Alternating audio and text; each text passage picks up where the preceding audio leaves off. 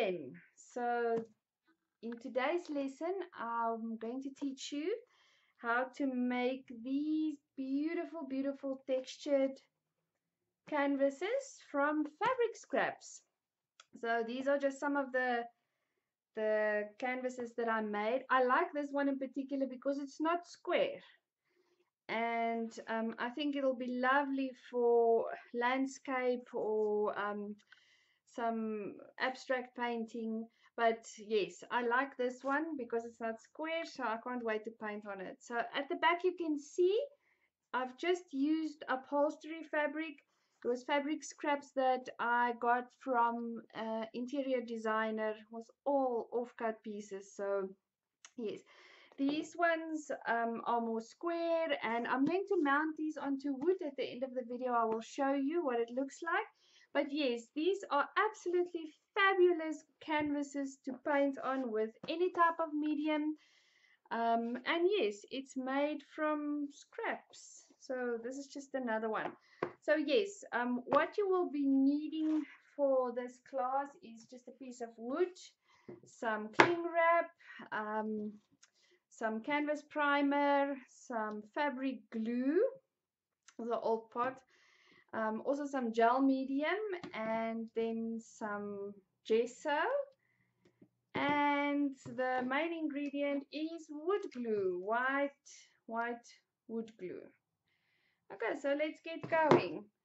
So first of all, I'm going to just cover the piece of wood with cling wrap because I'm going to take it off at the end because I want to make a standalone canvas. I don't want to just paste anything onto a piece of cardboard. The whole purpose of this class is to use found materials or recyclable materials to create beautiful, lovely canvases for us to paint on. Okay, we won't make a very big one today. So we start off by opening the glue, and we keep the fabric glue. I open it because I think it's clogged up. So what we're going to do is we're going to lay out our first piece of fabric where we want it.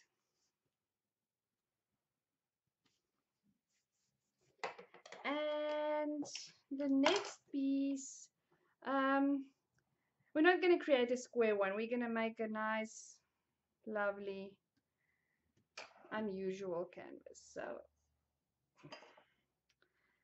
take the, let me just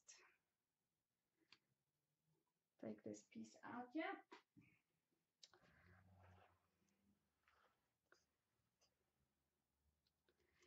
Take some of the fabric paint. Fabric paint is very, very, very sticky.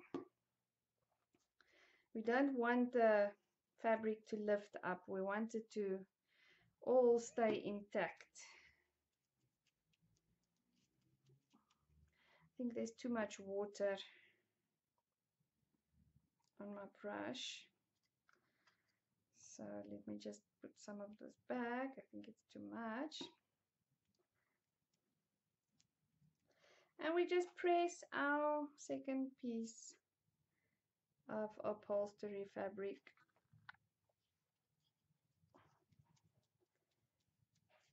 onto the first piece, and then we cover it with white glue.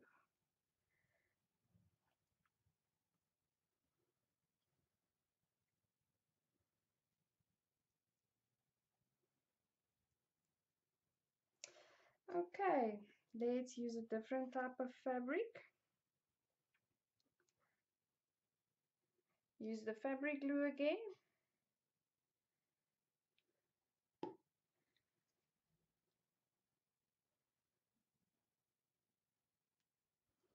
Fabric glue is quite sticky, so the very first one I made, I just used wood glue. But if you don't use a lot, then it comes loose, and that's not what we want. So my second attempt, I used fabric glue, and it works like a charm. Then cover it with wood glue.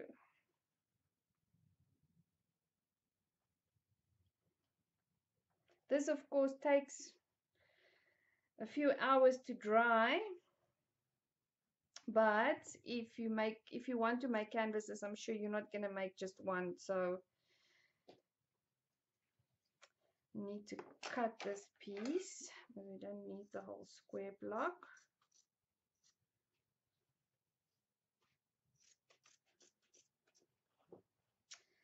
And we're going to put it, oh, I didn't cut it so nicely. Not my fabric scissors. That's what you get when you want to cut fabric with a craft scissor.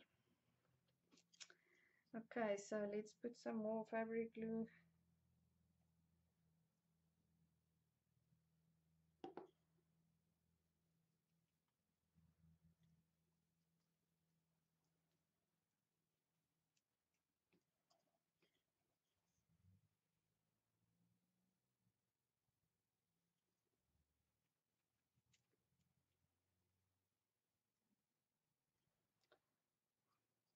Okay, some more wood glue.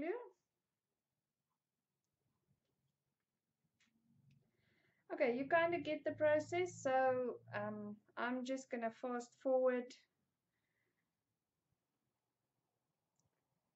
until I'm done.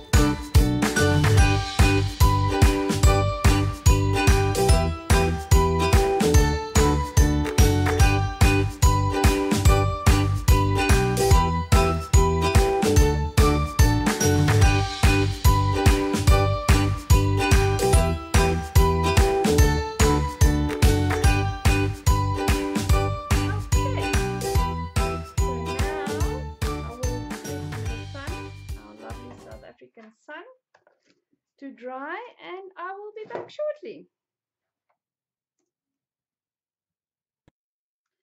Okay, so after some time in the sun, it is dry, and I can take the plastic cling wrap off at the back. Just checking and making sure that none of the corners will lift up.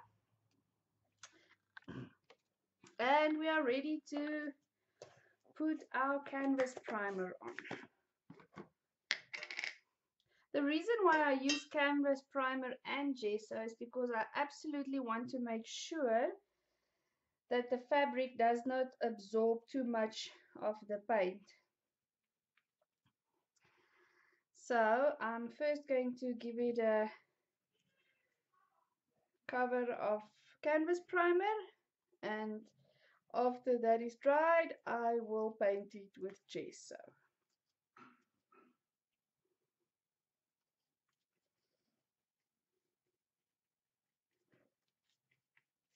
The canvas primer is not as expensive as the gesso, so that's why I'm using it for my first layer. You can also use just normal white PVA paint for your first layer. You don't need to, especially if you want to save some money. But if you sell your art, I would suggest that you rather use proper canvas primer for your first layer.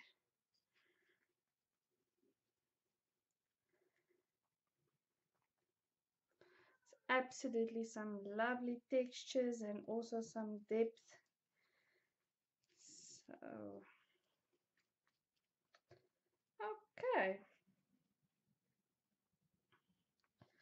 So all we need to do now is wait for the primer to dry. And we can cover it with our gesso and we are almost done.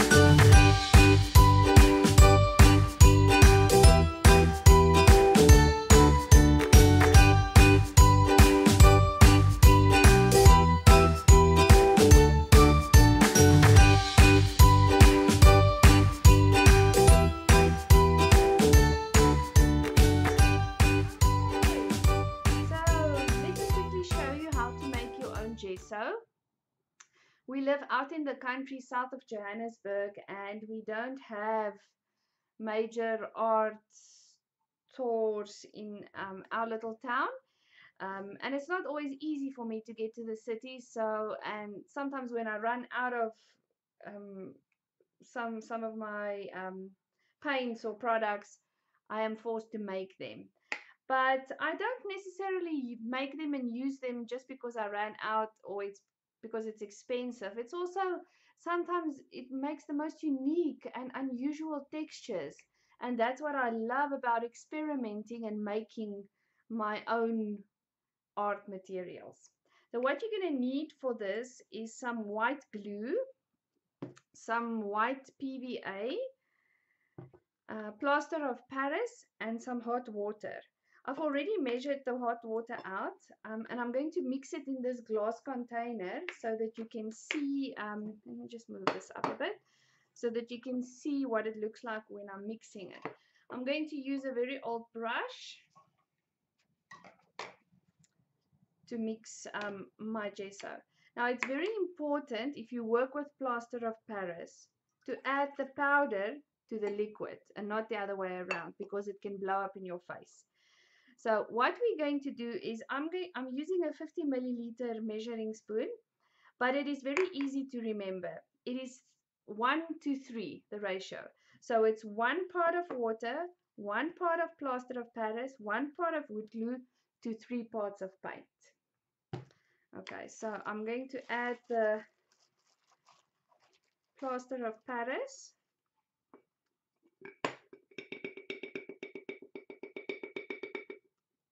To the hot water, and I'm going to mix it with my brush until there's no more lumps in it.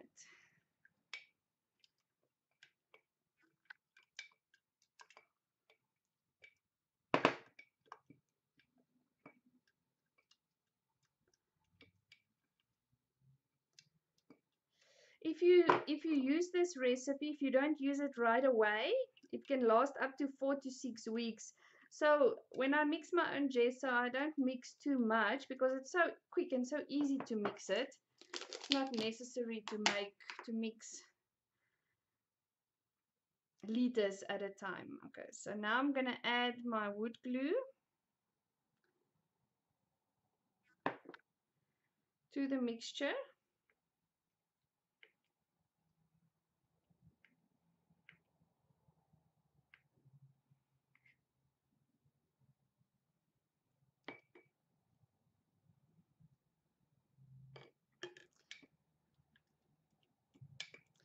It's already nice and thick. It does not have a watery consistency anymore. Sorry, I'm a very neat, clean worker.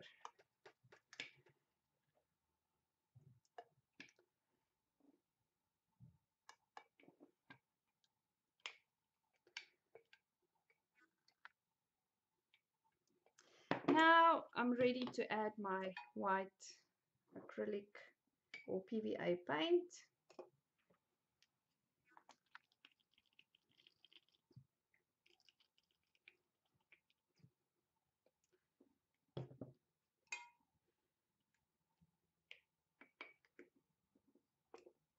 And we're not baking a cake, so absolute 100% measurements is not necessary. If you want a more grainy consistency in your gesso, then you can add a little bit more plaster of Paris. But just for standard gesso or canvas primer, you can use the ratios just as it is. Okay.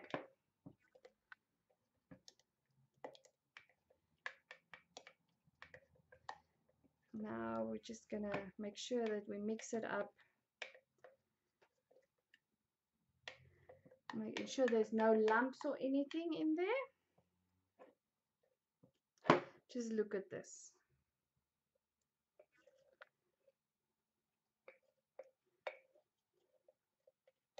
I've got 300 milliliters of gesso, and this is 500 milliliters. It was quite expensive. Let me just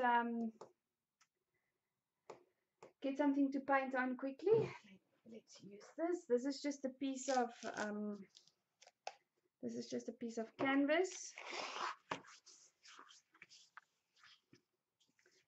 and let's quickly cover it.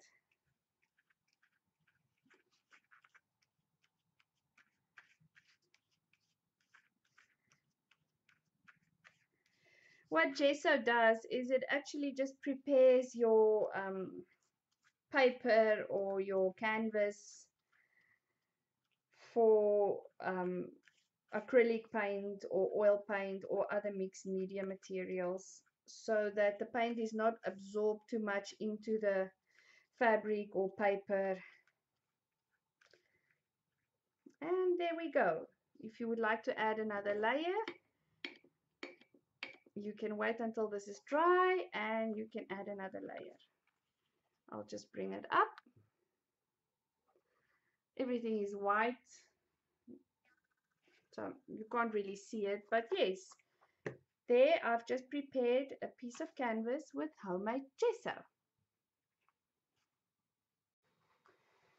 Okay, so that is the end of my class, making your own homemade canvas with fabric scraps. And just to show you how beautiful it looks like, this is a abstract painting I did from Sacred Landscape class, from Ivy's class. And although I'm not very fond of abstract, or I never used to be fond of abstract, I'm loving this, and I'm loving how my textured homemade canvas brings out texture, the texture and everything that I've added to this piece. I'm gonna try and bring it up for you to get a closer look.